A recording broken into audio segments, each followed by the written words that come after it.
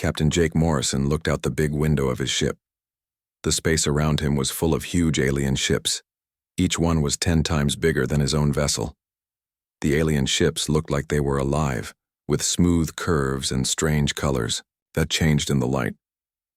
His ship was called the Liberty Star.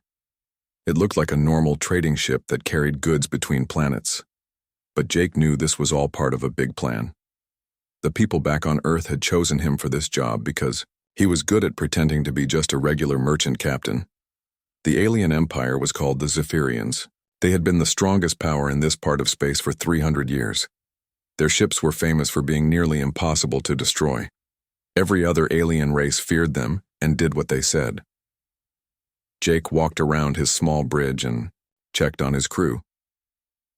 Lieutenant Ben Carter sat at the communications desk, making sure all the fake information was ready to send. Dr. Amy Rodriguez was preparing her diplomatic papers. She would be the one to talk to the aliens and make them believe Earth was weak and harmless. A bright light appeared in the middle of the bridge. The light grew bigger and took the shape of an alien.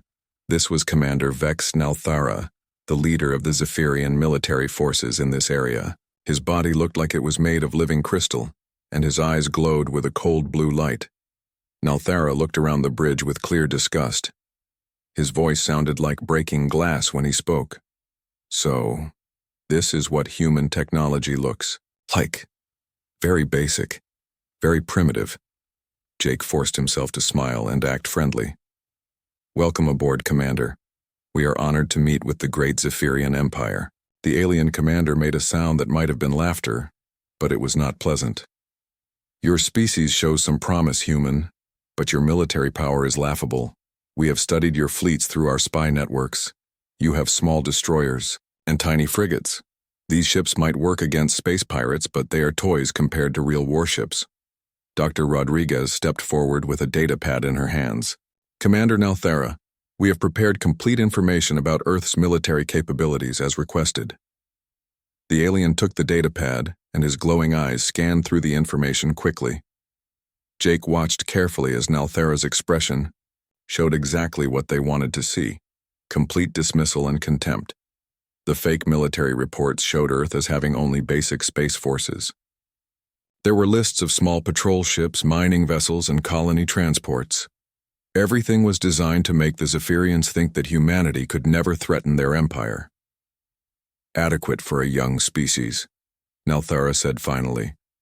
You humans have managed to spread to a few nearby star systems, but you are still children playing with simple tools. Jake nodded and tried to look embarrassed. We know we have much to learn, Commander. That is why we seek the protection and guidance of the mighty Zephyrian Empire. The truth was very different. For 15 years, humanity had been building something incredible in secret. Hidden in the shadows behind Jupiter's moons, the greatest warship ever created was taking shape. But the aliens would never learn about it from looking at these fake reports. Nalthara continued reading through the false information. Your largest ship is barely 200 meters long. Your weapons are simple chemical rockets and basic energy beams. Your armor is made from common metals found on any planet. Ben Carter spoke up from his station. Sir, we also included information about our trade routes and colony locations as the commander requested. The alien nodded with satisfaction. Good. The Empire needs to know where all human settlements are located. For protection purposes, of course. Jake understood the real meaning. The Zephyrians wanted to know exactly where to attack if humans ever caused trouble. They were mapping out every human world so they could destroy them all if needed. Dr. Rodriguez played her part perfectly. We hope that the Empire will consider giving Earth protected status. We promise to stay within the boundaries you set for us. Nalthara's crystal features showed what looked like pleasure. The Empire will consider your request. But understand this clearly. Humanity must remain within designated limits. You are forbidden from expanding beyond the Saturn line. Any movement past that boundary will be seen as an act of war. The Saturn line was an imaginary border the Zephyrians had drawn around Earth's solar system. It was meant to keep humans trapped close to their home planet, unable to grow or explore further into space. Jake pretended to look worried. Of course, Commander. We would never want to anger the Empire. Wise words, the alien said. Remember that the Empire has destroyed 12 other species who thought they could challenge our authority. Their worlds are now empty rocks floating in space. The threat was clear and brutal. The Zephyrians had committed genocide before, wiping out entire civilizations that dared to oppose them. They wanted humans to know that the same fate waited for Earth if they stepped out of line. As the meeting continued, Jake had to work hard to hide his real feelings. The aliens talked about humans like they were pets or insects. They made it clear that Earth's people existed only because the Empire allowed it. Finally, after 2 hours of fake diplomacy, Nalthera prepared to leave. His crystal body began to fade as the holographic projection ended. Remember your place, humans. Stay small, stay quiet, and perhaps you will survive to serve the Empire properly in the future. The light disappeared, and the bridge became quiet. Jake waited for several minutes to make sure the aliens were not still listening somehow. Then he walked over to Ben Carter. Send the coded message to Admiral Hayes back on Earth, he said quietly. Tell her that Phase 1 is complete. The Empire has taken the bait completely. Ben nodded and began typing on his communications console. The message would travel through secret channels back to Earth, where the real military leaders were waiting. Dr. Rodriguez sat down heavily in a chair. That was harder than I expected. The way he talked about destroying entire worlds like it was nothing. They have no idea what's coming, Jake said with the first real smile he had shown all day. Let them think we are weak and helpless. When they finally see the truth, it will be too late for them to stop what we have built. The Liberty Star turned away from the alien fleet and began its journey back toward Earth. Behind them, the Zephyrian ships continued their patrol, confident that humanity would never dare to challenge their power. But deep in the shadows of the outer solar system, something was waiting. Something so large and powerful that it would change the balance of the galaxy forever. The aliens had been fooled completely, and soon they would pay the price for their arrogance. 3 months had passed since Captain Jake Morrison met with the alien commander. Things had gotten much worse during that time. The Zephyrian Empire was taking over more and more human settlements across space. They were not asking permission anymore. Admiral Lisa Hayes stood in a secret room deep under the ground on Earth. The walls were covered with glowing screens that showed maps of space. Red dots marked where the aliens had attacked human colonies. There were too many red dots to count. Colonel Danny Brooks walked into the room carrying a stack of reports. His face looked tired and angry. Admiral, they are not just pushing at our borders anymore. They have taken everything. He pointed to the big screen on the wall. The Kepler colonies are gone. All the mining stations around Wolf 359 have been destroyed or captured. Now they want us to leave the Centauri system completely. General Susan Mitchell, the head of Earth's military, pulled up more information on her computer. Her fingers moved quickly across the keyboard as she read the latest intelligence reports. Our spies in alien space have sent us bad news, she said. The Zephyrians are gathering a huge fleet, more than 200 ships. They have dreadnoughts, battle cruisers, and something new called Titan-class vessels. Admiral Hayes felt her stomach tighten with worry. 200 enemy ships was more than any human force had ever faced before. The aliens were planning something big and terrible. Captain Morrison entered the room at that moment. He had just returned from another fake trading mission near Zephyrian space. His job was to act like a merchant while secretly watching what the aliens were doing. Admiral, I have more bad news, he said. I spoke with Commander Nalthera again yesterday. He told me directly that humans would make excellent slaves once we were properly educated. The room became very quiet. Everyone understood what that meant. The Zephyrians were not planning to destroy humanity completely. They wanted to keep humans alive to work for them as servants and slaves. Lieutenant Commander Kate Williams was the youngest person in the room. She had been working on Earth's most secret project for the past 2 years. Admiral, the Phoenix project is ready. All the tests have been successful. We can deploy it whenever you give the order. Admiral Hayes nodded slowly. The Phoenix project was humanity's greatest secret. It was something so big and powerful that even most military officers did not know it existed. The aliens think they know everything about our military strength, Hayes said. They have seen our decoy fleets, the destroyers and frigates we have, been showing them for years. But they have no idea what we have really been building. Dr. Amy Rodriguez rushed into the war room holding a communication device. Her face was pale with fear. Admiral, we just received an official message from the Zephyrian Empire. It is an ultimatum. She activated the device and Commander Nalthara's cold voice filled the room. People of Earth, your time of independence is over. The Empire has decided that humanity needs proper guidance. The aliens' words were cruel and threatening.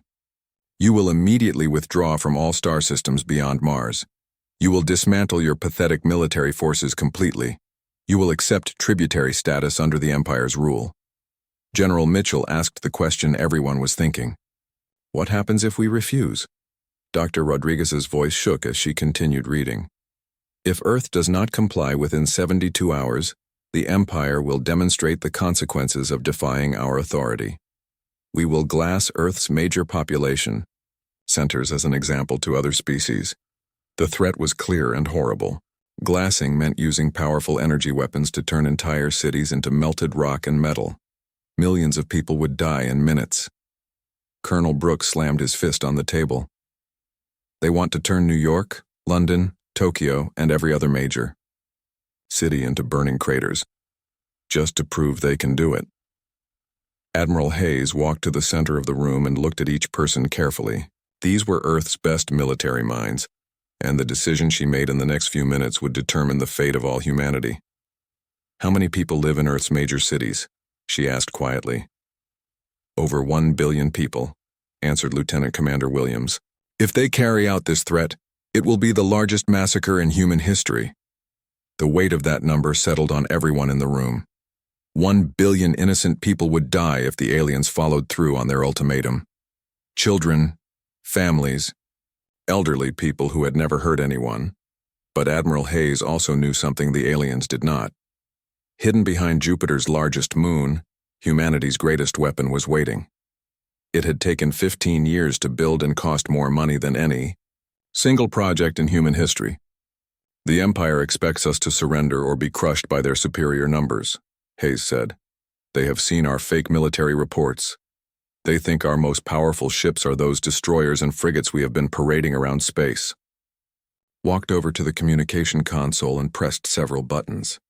But they have no idea what human engineering can accomplish when we stop playing games. General Mitchell understood what the Admiral was planning. You want to reveal the Leviathan? The USS Leviathan is more than just a ship, Hayes replied. It represents everything humanity can achieve when we work together toward a common goal. The aliens think size and numbers guarantee victory. We are going to prove them wrong. Dr. Rodriguez looked confused.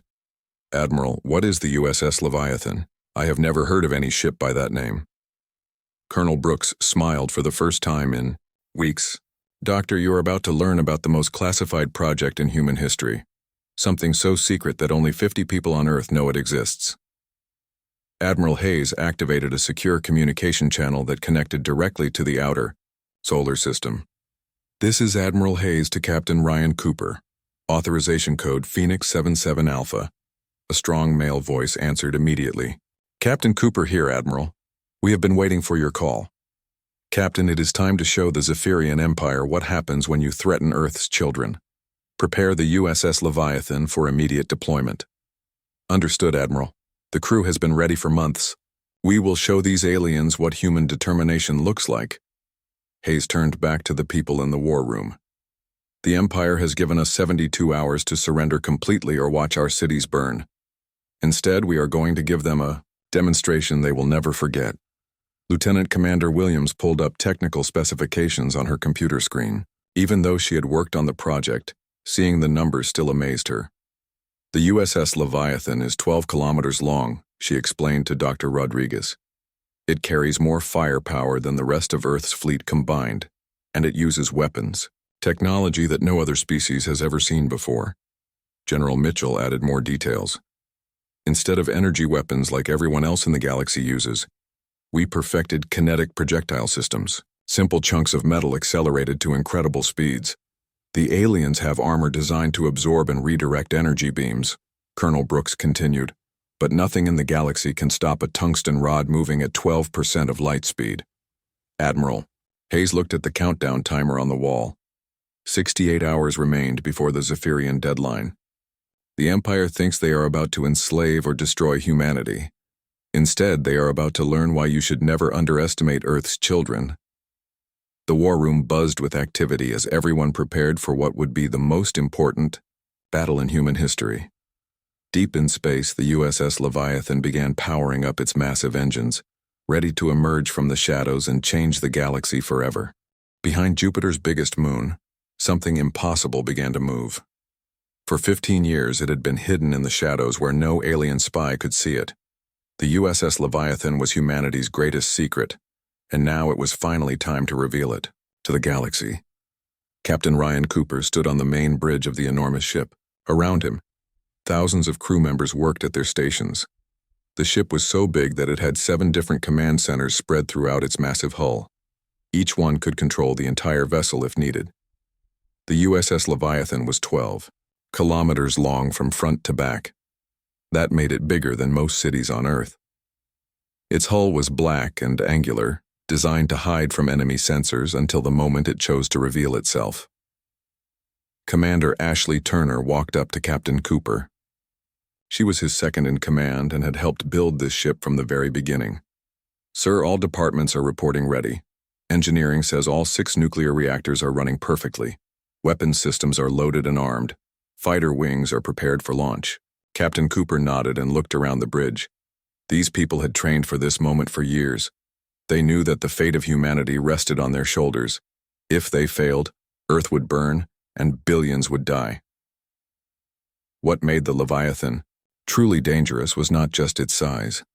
Most alien species used energy weapons like laser beams and plasma cannons.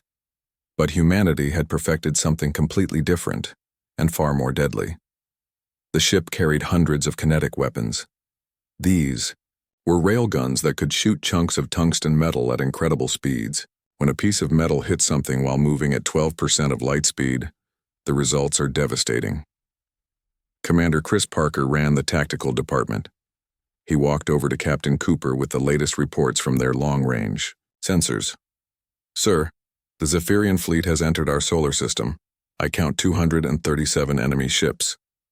The alien fleet was arranged in their traditional battle formation.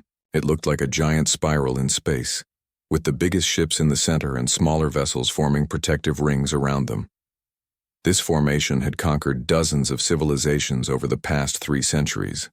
Lieutenant Sarah Davis was monitoring enemy communications from her station. She could hear the aliens talking to each other as they approached Earth. "Captain, I am picking up a transmission from Commander Nalthara's flagship."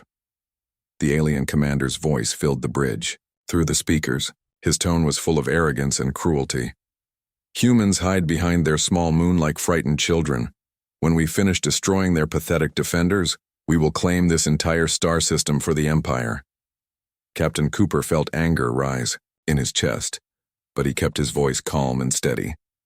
He activated the ship-wide communication system so every crew member could hear him speak. "All hands, this is your captain. Today we show the galaxy that humanity does not kneel to bullies. Today we prove that Earth's children have teeth and know how to use them." The massive ship began to move away from Ganymede's shadow. For 15 years, it had been completely hidden from view. The aliens had no idea that humanity could even build something so large.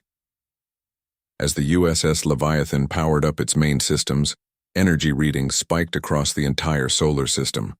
The ship's 6 nuclear reactors produced more power than some small planets used. When all that energy began flowing through the vessel's systems, it created electromagnetic signatures that could be detected from millions of kilometers away. On the Zephyrian flagship, alarms began ringing throughout the ship. Commander Nalthara rushed to his command center and stared at the sensor readings in disbelief. "That is impossible," he said to his officers. "No species builds ships that large. It would cost too much money and be too difficult to control." His chief science officer, a crystalline being named Kex Vorthak, checked the readings 3 times before reporting. Commander, the energy output from that vessel exceeds our entire fleet combined. Whatever it is the humans have been hiding, it very well. Back on the Leviathan, Commander Turner was coordinating with all 7 command centers. Bridge 7 reports weapons systems fully charged. Bridge 4 confirms navigation is locked on target. Bridge 2 says fighter squadrons are ready for deployment.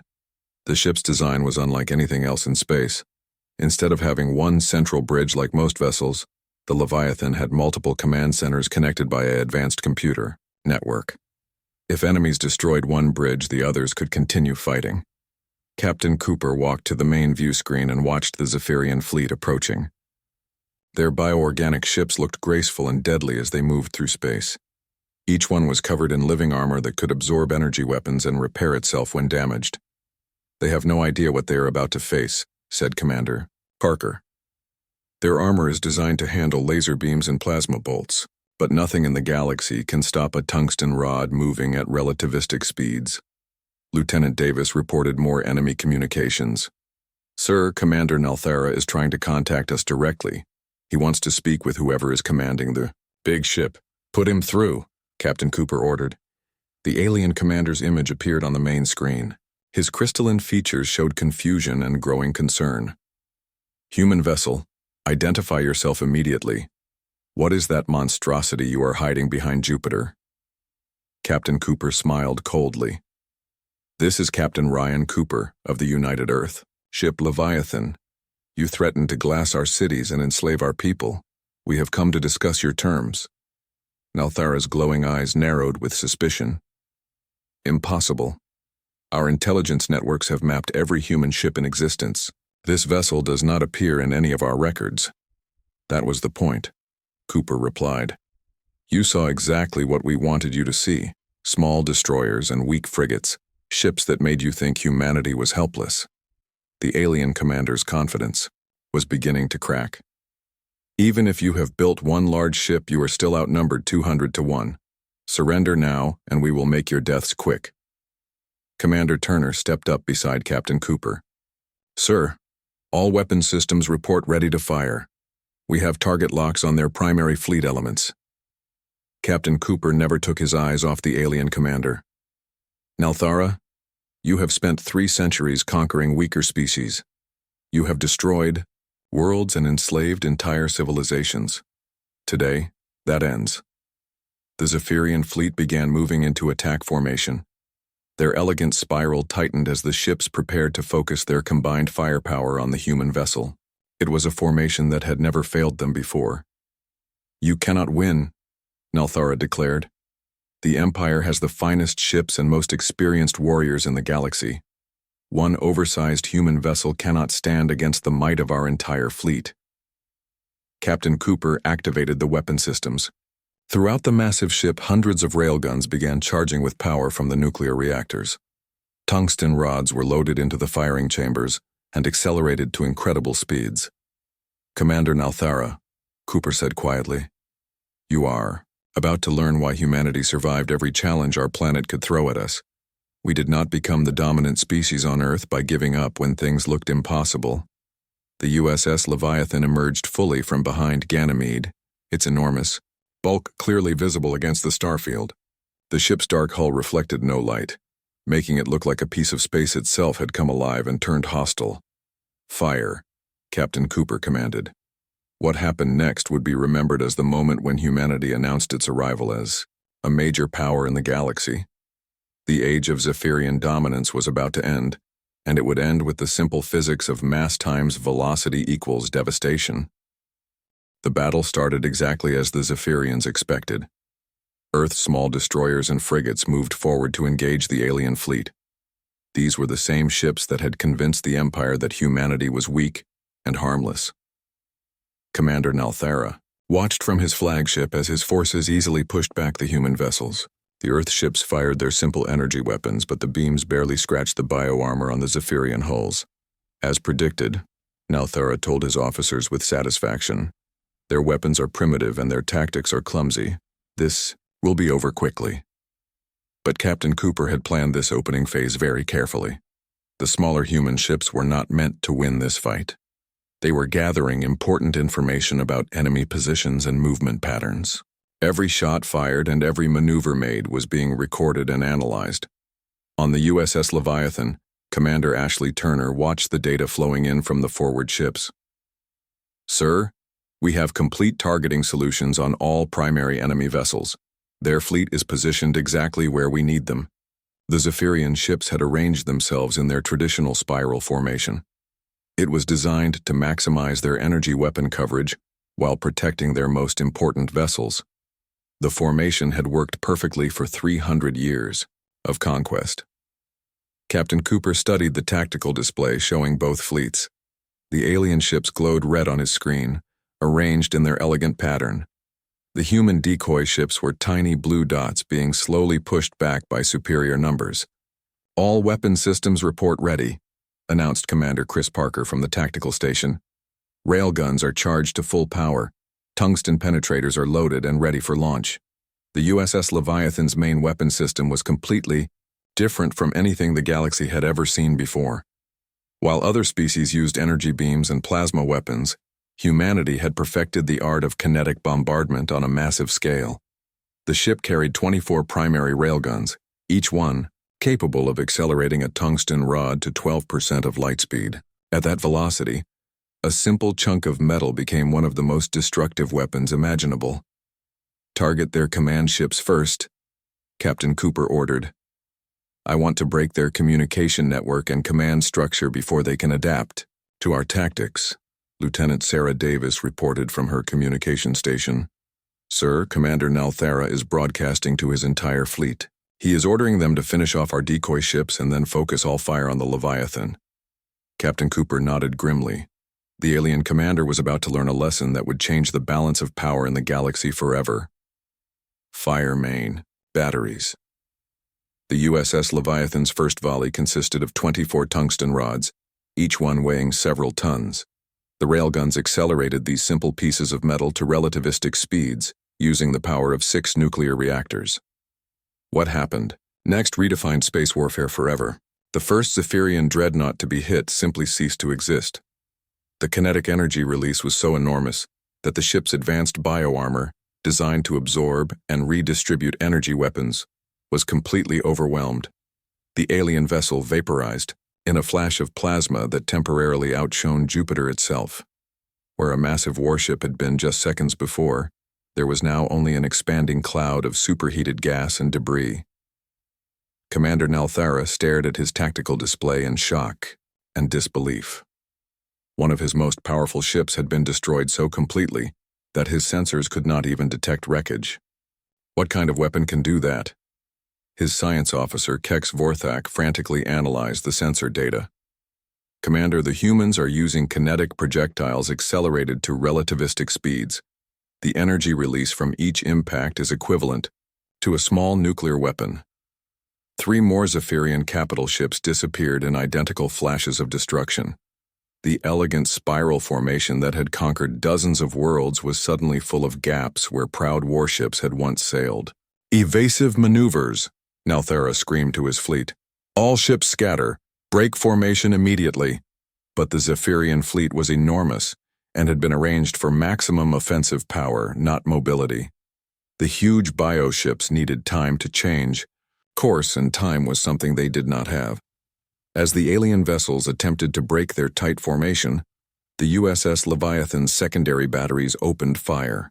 Hundreds of smaller railguns launched precision strikes at specific targets throughout the enemy fleet. The tactical brilliance of the human attack became clear as the engagement continued. Captain Cooper was not trying to destroy every enemy ship. Instead, he was surgically disabling key vessels while completely eliminating others.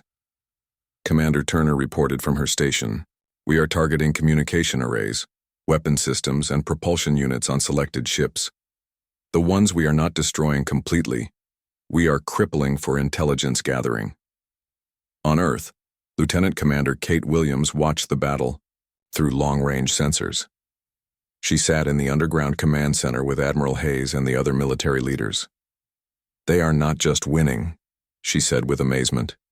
"They are controlling the entire engagement." The USS Leviathan continued its devastating attack. Each shot from the main railguns removed another Zephyrian ship from existence. The secondary batteries systematically disabled vessels that the humans wanted to capture intact. Commander Nalthara's flagship shuddered as several kinetic rounds struck its outer hull. The bioarmor that had protected Zephyrian ships for centuries cracked and peeled away under the incredible impact forces. "Our armor is useless," reported his chief engineer.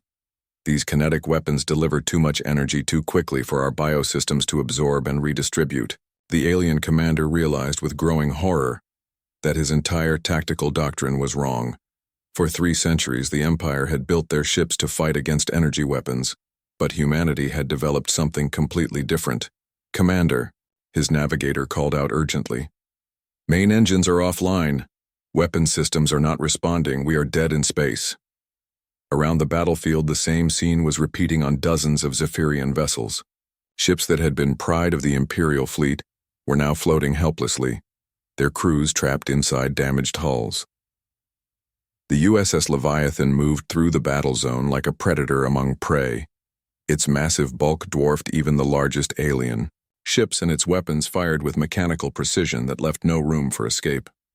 Commander Parker reported the battle status to Captain Cooper. "Sir, we have eliminated 37 enemy vessels completely.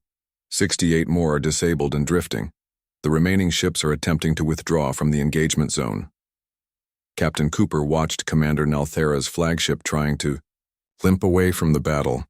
The once proud vessel was leaving a trail of debris and atmosphere as it struggled to escape. "Should we pursue and finish them?" asked Commander Turner. Cooper considered the question carefully. "Negative.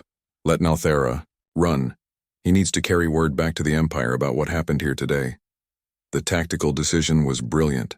By allowing some enemy ships to escape, Captain Cooper ensured that news of humanity's true military capability would spread throughout the galaxy.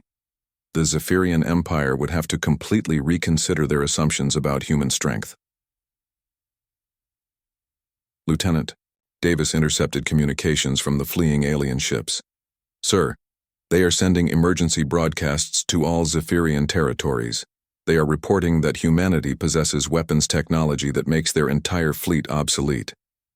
The battle ended.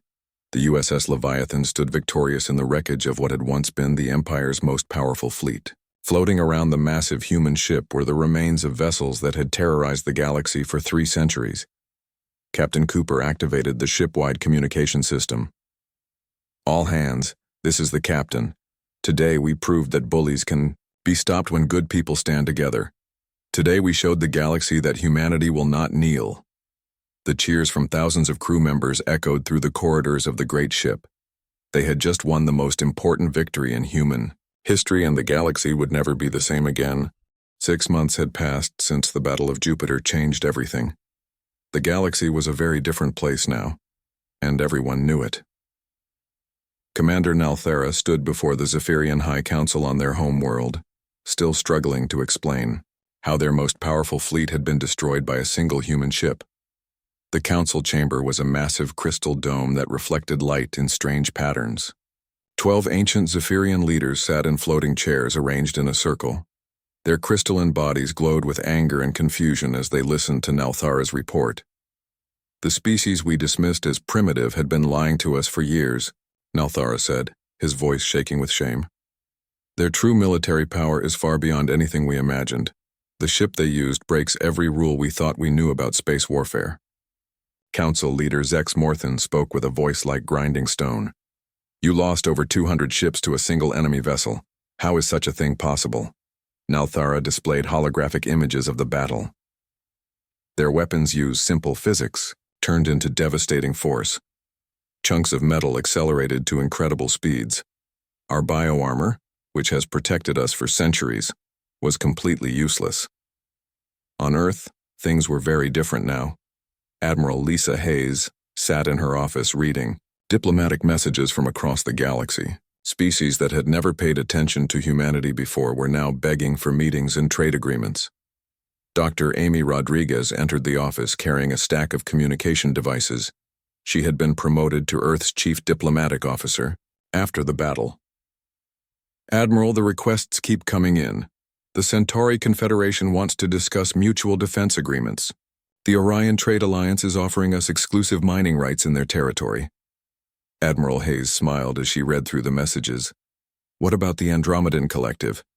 They have always considered themselves too advanced to deal with younger species.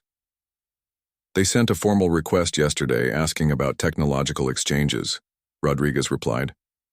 They want to learn about our kinetic weapons in return for sharing their shield technology. The change in attitude was remarkable. Before the battle, most alien species had either ignored humanity or looked down on them as primitive newcomers. Now everyone wanted to be Earth's friend and ally.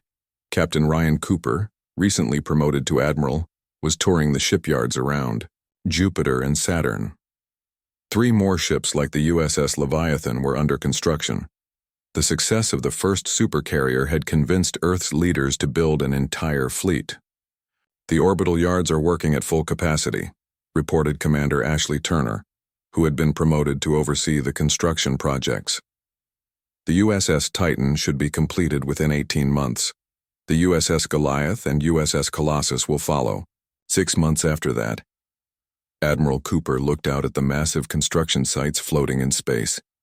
Each shipyard was building vessels that would make humanity one of the most powerful military forces in the galaxy. 4 supercarriers should be enough to maintain peace and stability in this region. The captured Zephyrian ships had provided valuable intelligence about alien technology and military strategies. Colonel Danny Brooks, now head of Earth's expanded intelligence service, had teams of scientists studying every piece of equipment they had recovered. The interesting discovery is their bio-armor technology, Brooks explained to the assembled military leaders. Our engineers are already adapting it to improve our own defensive systems. Combining their energy absorption capabilities with our kinetic weapons should make our next-generation ships nearly invincible. General Susan Mitchell reviewed reports from across human space. The most surprising development is what has happened in former Zephyrian territory. Over 30 colonies have declared independence from the Empire. Our demonstration of force seems to have inspired other species to rebel. The news was spreading like wildfire through the galaxy. Species that had been enslaved by the Zephyrians for generations were suddenly finding the courage to fight for their freedom. The Empire's reputation for invincibility had been shattered at Jupiter. Captain Jake Morrison, now commanding a proper warship instead of pretending to be a merchant, brought reports from the frontier regions. The Zephyrian military is in complete chaos. They are pulling back from dozens of systems to protect their core worlds. Their entire strategy was based on fear and overwhelming force, explained Admiral Hayes. When we proved that their ships could be destroyed, that fear disappeared.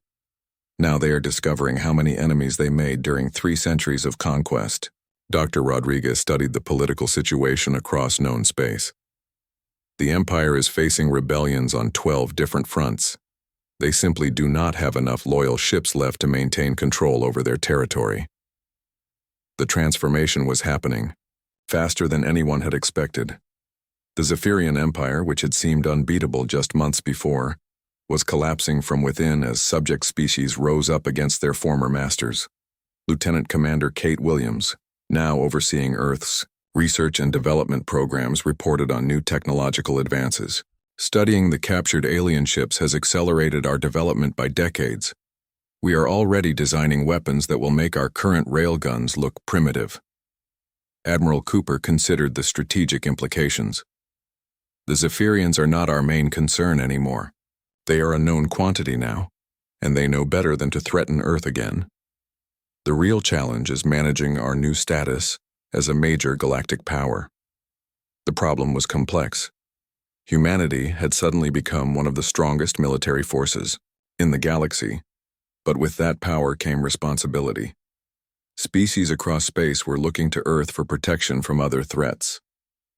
We have to be careful not to become the kind of empire we just defeated, warned Admiral Hayes during a meeting of Earth's Leadership Council. Power corrupts, and absolute power corrupts absolutely. General Mitchell agreed completely. The galaxy is full of species that started with good intentions and ended up as conquerors. We need to establish principles now that will guide us as we grow stronger. The discussions led to the creation of the Terra Doctrine, a set of rules that would govern how humanity used its military power. The main principles were simple: protect the innocent, defend the weak, and never use force for conquest or personal gain. Captain Morrison brought news from his latest patrol mission. The word is spreading to every corner of the galaxy. Humanity kept its promise to defend Earth's children, and now other species are asking us to help defend theirs. Admiral Cooper reviewed requests for assistance from dozens of different worlds. Pirates were attacking trade routes, aggressive empires were threatening smaller species, and ancient conflicts were erupting across multiple star systems. We cannot solve every problem in the galaxy, he said thoughtfully, but we can make it clear that bullies and tyrants will face consequences for their actions. The USS Leviathan had become a symbol of hope for oppressed peoples everywhere. Just knowing that humanity possessed such power was enough to make aggressive species think twice before attacking weaker neighbors. Dr. Rodriguez compiled reports from Earth's new diplomatic missions. We now have formal relations with over 40 different species, trade agreements, defense pacts, and cultural exchange programs. Humanity is no longer isolated in our small corner of space. As the months passed, it became clear that the battle of Jupiter had changed more than just military balances. It had reshuffled the entire political structure of the galaxy. Old empires were falling while new alliances formed around principles of mutual respect and cooperation. Admiral Hayes stood on the observation deck of Earth's orbital headquarters, looking out at the stars. 6 months ago, those points of light had seemed like distant and dangerous territories controlled by hostile aliens. Now they represented opportunities for friendship, trade, and exploration. The galaxy learned not to underestimate Earth's children, she said to Admiral Cooper, who had joined her at the viewing window. Now we have to make sure we deserve the respect we have earned. The age of human expansion had begun, and the stars themselves seemed to welcome humanity's arrival as a force for justice and protection in a galaxy that had known too much tyranny. The USS Leviathan continued its patrols, ensuring that the peace won through superior engineering and determination would endure for generations to come.